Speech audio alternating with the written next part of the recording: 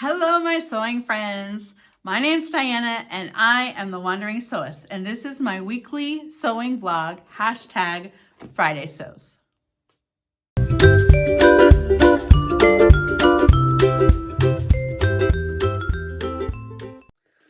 Welcome back to my channel, The Wandering Sewist. I hope that you can take a second to subscribe, click the like button, and click that notification bell so that you can find out whenever I post a new video. Usually on Fridays, and sometimes I'm able to post midweek around Tuesday or Wednesday as well. And sometimes I also do live streams on Saturdays. So I hope you're able to come and join us. So I just wanted to take a moment to say thank you to Jen from Today in Jen's Sewing Room for starting the hashtag fridaysews and being the leader of this incredible sewing community. So this week, what have I been up to in the sewing room? Well, on Saturday evening, I first of all started with a live stream in order to work on the McCall's 8427 toys for my 3 little granddaughters. And they are these adorable little stacking barnyard animals. So I was able to just finish most of the outer shell of the cow during my live stream. But since then, I have completed the entire set. And so I just wanted to take a second to show it to you. So here is the cow, and this cow is the outer container. This is the handle. And the bottom, he has ears, eyes.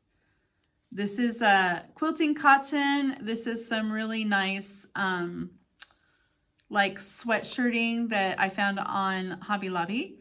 This is felt. The eyes, the nostrils, and the little muzzle are felt. And then there's Velcro here that holds the bottom part on. There's 3 Velcro tabs. And then when you open up the bottom and you reach in, you can pull out the other animals. So the next animal in the lineup is this little sheep that has this is a Sherpa and some quilting cotton inside the ears. And then this is felt, and the eyes are felt. And then I did some embroidery for the little nose. And then, so you reach inside the sheep, and then you pull out the little pig. And, oh, I didn't show you the cow's tail. I got to show you the cow's tail. Sorry, have to go back. So the cow has a tail. This is the cow's tail. And then there's ribbon, black ribbon right here. I don't know if you can see. See, there's some black ribbon right there for a little bit of texture. Okay, so then the sheep, and then now the pig. So the pig has this really nice pink fleece, and then quilting cotton in the ears and on the chest. And the muzzle is pink felt with 2 little hearts on the cheeks, and then black felt for the eyes. And then on the back is a pink felt tail. So that's the little piggy. And then you reach inside the little piggy and you pull out the little chicken. And this little chicken has ribbons for the comb on the top of the chicken, wings, and then the tail and the tail feathers. And this is felt. The chicken, the dark brown is flannel. And then this is felt, and these are felt. And then you reach inside the chicken and you pull out the little mouse. So this is some bluish gray felt, and the little mouse is stuffed. It's a solid squeezable one. So I did some embroidery for the eyes and for the little heart. He's holding the little heart, and there's pink felt for the little nose. And so that is the barnyard animals. Got a little mouse, fits inside the chicken. The little chicken fits inside of the piggy. The little piggy fits inside of the sheep. And then all of it fits inside of the cow. So I had a lot of fun making these toys. I did make some mistakes that I had to go back and fix. Like for some of them I didn't quite catch in the ears. For this one I didn't quite catch in like a corner of the horn. So I had to go back and redo that. But it came out pretty well. And I'm pretty happy with the end results. And I can't wait to ship this off to my son in Nevada so that he can video his daughters playing with it. I'm pretty excited about that. The other thing I did this week is what I'm wearing. This is the Simplicity. I'm gonna have to go get the number. Hang on just a second. Okay, I'm back. So I have the envelope this is the extended sizes. So they give it a different display number. It's the R11102. And this top right here, there's 3 views. And this time I made view B. But the number is actually Simplicity 9333. So I made this week, and this is what I'm wearing right now. So I'm going to step back and let you see. So I did the elastic in the sleeves that I can pull down, and they're 3/4 length. And I did a much better job this time on the collar, this part with the gathers. It's double-faced like this.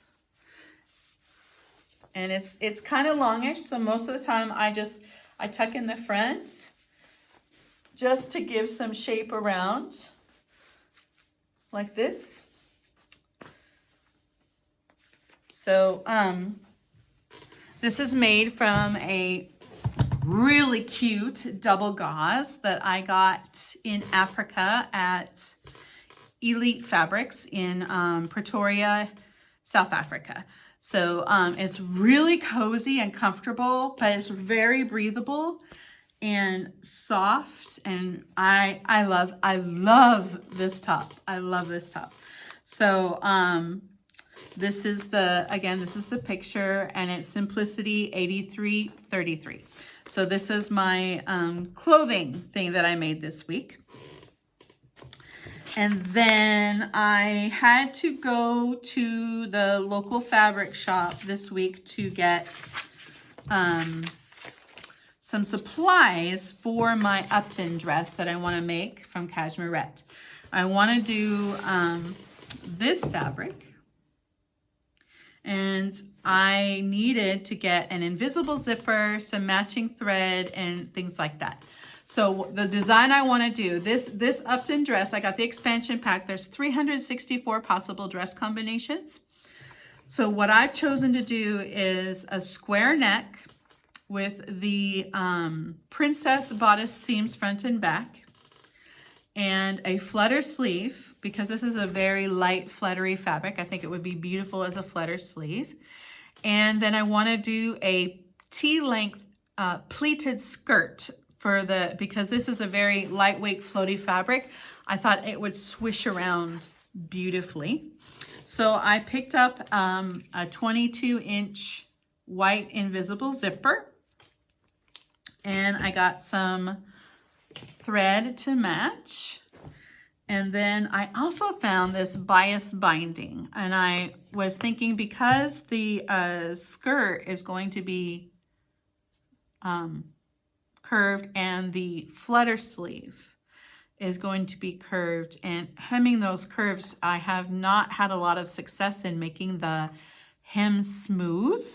I tend to get a lot of dimples and wrinkles and tucks. So I want to try this time to bias bind the hems and see if I get better results with that.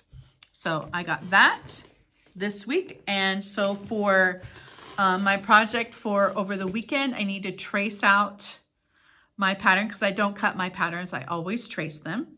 So I need to trace out the pattern and then cut it out, of course, do any modifications for the torso length, the waistline. I think that's and where the princess seams hit, so the apex. I need to double check the apex and the length torso length down to the waistline and make any adjustments I need to make there. Once that's done, then I will start to cut out my fabric. So I'm pretty excited about that. Hopefully I can, my goal is this weekend to at least get it cut out and get all of the stay stitching done that I need to get done, so that if I have to do other things and leave it, then I don't have to worry about any of the bias doing any stretching out. So that's my goal for the weekend. Other things in the sewing room I've been doing this week, I have been working on organizing my sewing patterns. So what I have been doing is I have these giant binders from my kids in school, and I have been putting all of my pattern envelopes in sleeves inside of this binder. And then I take the inside out, the actual pattern paper and the instructions, and I put them in these folders. And these are filed by number on my shelf, which is over there that you can't see. So, and then when I trace out my pattern, there's plenty of room in here for the tracing, whether it's on paper or Swedish tracing paper or whatever I trace it onto. There's plenty of room in here to fit the traced out pattern. And then I don't have to worry about trying to fit everything inside of the pattern envelope because they're just not that big.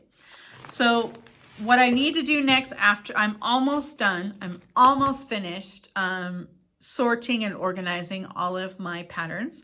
Next, I need to rearrange them in my notebook according to style and season. So like winter dresses, summer dresses, winter tops, summer tops, long pants, shorts, leisure wear, athletic wear, things like that. So I'm going to put them in categories, and I have some dividers I'm going to put in between and then label what the categories are so that I can easily find whatever I want. And then on the shelves, they will be organized by pattern number, by maker, like Simplicity, and then the pattern number, so that then I can just take my pattern number and go over to my shelf and easily just pluck out the pattern itself. So I'm working on that. I'm not quite done yet. I'm still trying to correlate all of my PDF patterns to the giant rolls of paper I had stacked in a corner and get those sorted out and check to see that I have all of the PDFs printed that I actually own, which is something I'm working on. I had to print this week's a whole bunch of patterns. It was like $100 to get like a giant roll of patterns, A0 printed, plus their instructions. Because I really like having the printed instructions because I like being able to take notes on them. And I like being able to put them into my folder so I can physically look at it. What can I say? I'm an old-fashioned girl. So looking on the computer or on an app, trying to scroll through the pages and then go back and forth and back and forth, I do not like doing that. It's not the way my brain works. So I'm not going to do that. So that's it for the sewing room this week. And next portion is the life portion. So for life this week, my vacuum cleaner I thought it was broken, and I thought the bag was full and I thought it was broken. So I waited several days to get vacuum cleaner bags because amazingly, they're not so easy to find here in the Czech Republic. So I got some vacuum cleaner bags, and then I tried to turn it on this morning and it still wouldn't work. So then I started taking it apart piece by piece, and I found it was clogged up. The hose, the handle where you hold it, had a clog in there of tissue papers that my sons had vacuumed up. And so it was just far enough inside where I couldn't reach it.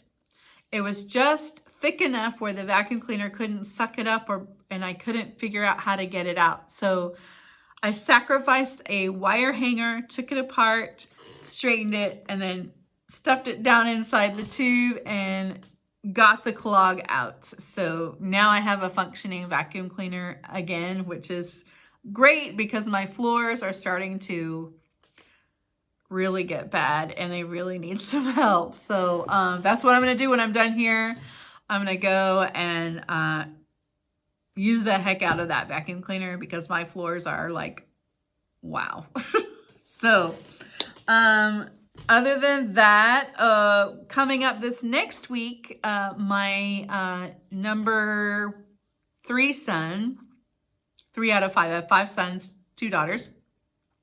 Number 3 son is going to have dental surgery on this coming Tuesday. He needs all 4 of his wisdom teeth out because he has braces like me. We got our braces together and his wisdom teeth are coming in flipped to the side and pushing on the teeth that we've just had fixed all into a nice straight position.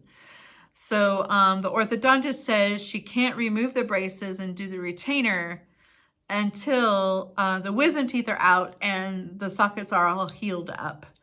So yes, he's going to have surgery on Tuesday. Today is our last day of school for a week. It's half-term break. My 3 youngest children who are here in Prague with us, and they all go to a British school that works on the trimester system. And so they get breaks in the middle of each trimester for a week, and then they get a week after each trimester. So this is the midterm break. So they're going to have a week off today, starting at when they get done with school and they won't go back to school until a week from Monday. So that should give number 3 son plenty of opportunity to heal up. The other thing that happened today was a bit of a scary, not today, this week. It was a bit of a scary emergency. So I got a call from number 4's son's school, the same school as number 3's son, and telling me that he had fallen and hit his head at school and was feeling dizzy and nauseous and running a fever, and that I needed to pick him up immediately and take him to the hospital. Oh my goodness, guys. As a mom, my heart drops and I'm thinking, oh no. And this is the son who is visually impaired. He's not completely blind. He has about 48% vision. And he has a lot of learning challenges and memory issues because his biological family was very abusive.